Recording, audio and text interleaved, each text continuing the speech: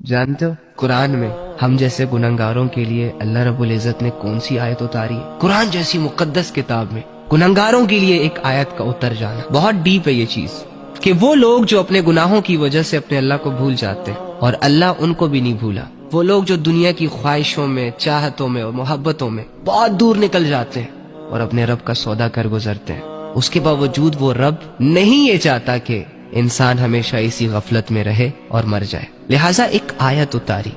گنہگاروں کے لیے، قل یا عبادی الذین اسرفوا علی انفسہم لا تقنطوا من رحمت اللہ، میرے ان بندوں کے پاس جاؤ جنہوں نے اپنی جانوں پر ظلم کیا، غفلتیں کی، گناہ کیے، بہت دور چلے گئے، گناہوں کے دلدل میں ڈوب رہے، اور ان سے یہ کہو لا تقنطوا من رحمت اللہ، میری رحمت سے مایوس مت ہونا، جب کبھی بھی تمہیں میری ضرورت پڑے پکار لینا مجھے، یہ مت سوچنا کہ میری پکار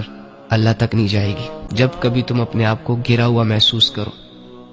اور تمہیں لگے کہ تمہیں اٹھانے کے لیے کوئی نہیں آ رہا، تو وہ رب جسے تم بھول چکے ہو،